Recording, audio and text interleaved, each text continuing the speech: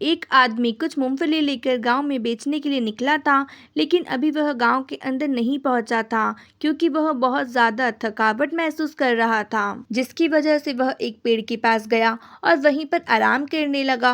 वह हर रोज मूंगफली बेचने के लिए 2 से 3 गांव की तरफ जाता था, जिसकी वजह से उसे अच्छी आमदनी हो जाती थी। वह पहले ही 2 गांव में बेच चुका था, अब तीसरे गांव की ओर जा रहा था।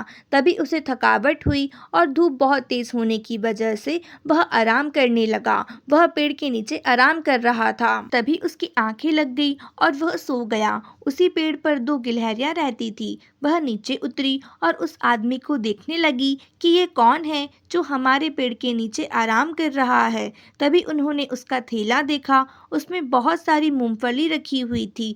वह दोनों गिलहरियां मूंगफली लेकर धीरे धीरे पेड़ पर चढ़ने लगी। गिलहरी कुछ ही देर में नीचे आती और थोड़ी थोड़ी मूंगफली मुंह में भरकर ऊपर ले जाती हैं। वह धीरे धीरे पेड़ के अंदर मूंगफली भर रही थी, जिससे कि आने वाले समय में वह उसे खा सकते हैं। और इस तरह उस आदमी को बिल्कुल पता नहीं चल रहा था कि मूंगफली दोनों गिलहरियां ले जा रही हैं। कुछ देर बाद ही वह उठा और देखने लगा कि मेरे चारों ओर मूंगफली बिखरी हुई है, जबकि मूंगफली का बैग तो मैंने अच्छी तरह से रखा था। तभी उसने देखा कि 2 गिलहरियां नीचे आ रही हैं और मूंगफली उठाकर अपने पेड़ पर ले जा रही हैं।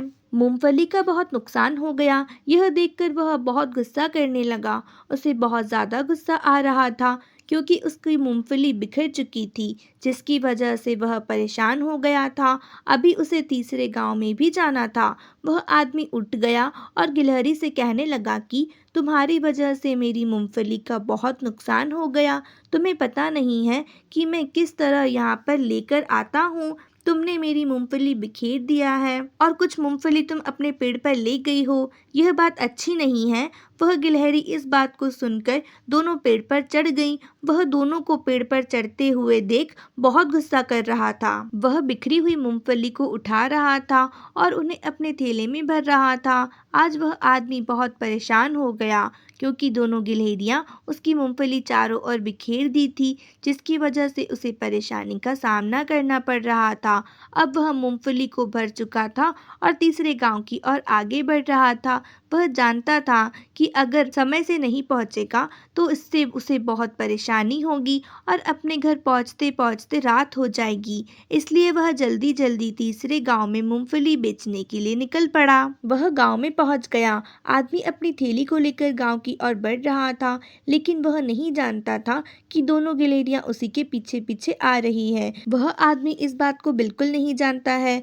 वह लगातार आगे बढ़ रहा था। वह गांव में पहुंच गया था और मूंगफली बेचने के लिए एक जगह पर रुक गया था, जिससे कि सभी को पता चल पाए कि वह मूंगफलियां बेचने आया है। तभी मूंगफली बेचने वाले के पास एक आदमी आता है। वह आदमी कहता है कि मेरे लिए कुछ मूंगफली तोल के रख दो, मैं कुछ देर बाद ले जाऊंगा। तभी वह मूंगफली वाला कहने लगा कि आप चिंता मत कीजिए, मैं तोल कर रख देता हूँ, आप आकर ले जाना। तभी वह अपने बैग में मूंगफली निकालने लगा, लेकिन बैग में एक भी मूंगफली नहीं थी। यह कैसे हो सकता है? वह मूंगफली बेचने वाला यह सोच रहा था कि यह क्या हो गया मेरे साथ, मूंगफली मेरे बैग में नहीं है, यह सभी मूंगफली कहाँ चली गई है। वह परेशान हो जाता है और मूंगफली को देखने लगता है। तभी वह आदमी पीछे देखता है और उसे बहुत सारी मूंगफली गिरी हुई नजर आती है।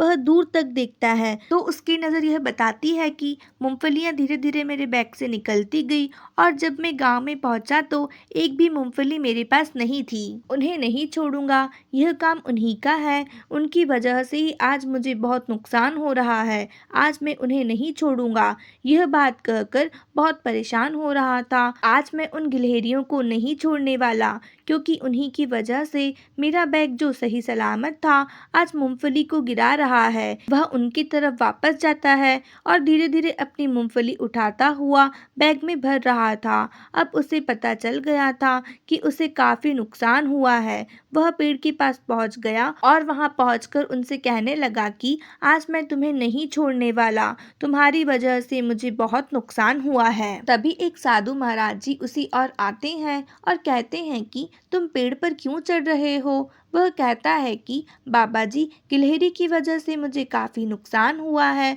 इन्होंने मेरा इतना नुकसान किया है कि मैं गांव में एक भी मूंगफली बेच नहीं पाया। सभी मूंगफलियां यहाँ पर गिरी हुई पाई। तभी साधु महाराज जी ने कहा कि तुमने गिलहरियों से कुछ कहा होगा, जिसकी वजह से वह गुस्सा हो गई और ऐसा तुम्हारे साथ इसलिए हुआ होगा। कहानी से सीख, इसलिए कभी भी किसी को ऐसी बात नहीं कहनी चाहिए जिससे कि उसे दुख पहुंचे और उसके बाद वह तुम्हारा नुकसान कर दे। आदमी समझ चुका था कि साधु महाराज जी ठीक कह रहे हैं। उसके बाद वह अपने घर वापस चला गया। आज की स्टोरी बस इतनी ही। अगर स्टोरी अच्छी लगी हो तो चैनल को सब्सक्राइब करिए, वीडियो को लाइक करना बिल्कुल मत भूलें। मिलते हैं अगली स्टोरी में। Thanks for watching.